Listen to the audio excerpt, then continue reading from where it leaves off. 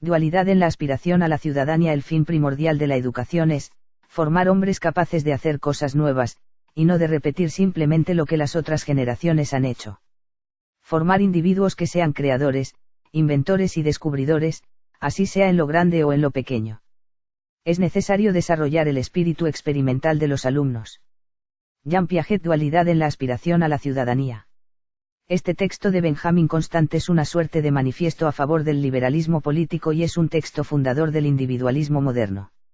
Descansa sobre una cierta filosofía de la historia que afirma la existencia de una ruptura radical entre la tradición y la modernidad y de un movimiento irreversible de la historia política hacia el individualismo. Hay, hoy en día, muchas razones para adoptar una tal lectura. El fin de la Guerra Fría, la globalización de la economía y la manera como, por los medios, se expande la cultura de lo que llamamos el individualismo democrático parece dar razón al texto de Benjamin Constant. La libertad individual desea imponerse a las restricciones colectivas. Los politólogos de hoy dan otros nombres a ese fenómeno llamándolo una cultura de los derechos del hombre en el sentido de una cultura de los derechos del individuo. Pero subrayan también los nuevos problemas que instaura el triunfo del individuo. Para terminar la exposición de esta primera problemática, formulemos algunas preguntas que plantea esta apología del individualismo, de la prioridad del hombre sobre el ciudadano. Se debe admitir que el ciudadano en el sentido moderno prefiere ser un miembro de la sociedad civil más que del Estado. Es como miembro de la sociedad civil que cada uno puede ejercer la libertad más próxima a su libertad natural, no deberse más que a su bienestar, su éxito, desarrollar sin restricción sus talentos, determinar por sí mismo la medida y la recompensa de su mérito, etc. Disminuir la parte del Estado en la vida colectiva es restaurar la parte de la libertad irreductible que pertenece a cada uno. En la perspectiva individualista, el interés general no es otra cosa que la suma de los intereses particulares. No es necesario admitir, más bien, que existe, tal como lo había visto Hegel, un componente de la ciudadanía que no es satisfecho por la sociedad civil. Es en primera instancia una cierta fraternidad ciudadana.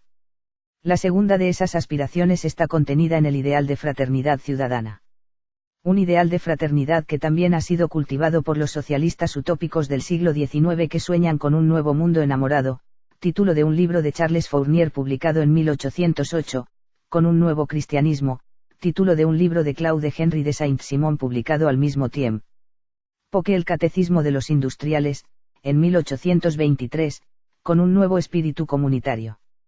De este modo, la dualidad entre el individualismo y el holismo no es simplemente cómoda para distinguir entre los modernos y los antiguos, sino para señalar, más ampliamente, una diferencia entre dos sensibilidades o dos aspiraciones a una vida social plena. Una le da prioridad a la libertad, la otra a la igualdad, una, a la pluralidad, la otra a la unidad, una a los derechos subjetivos, la otra al bien común, una es más liberal, atomista y descentralizadora, mientras que la otra es más arraigada.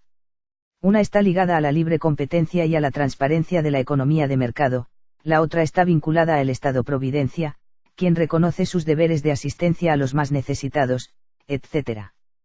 Conclusión: mantener esta dualidad en la aspiración y vocación presenta una ventaja, preservar y conservar las dos exigencias del concepto de ciudadanía que son, 1, sentirse libre individualmente, pero también 2, vincularse libremente con las restricciones y proyectos indispensables para una vida en común /.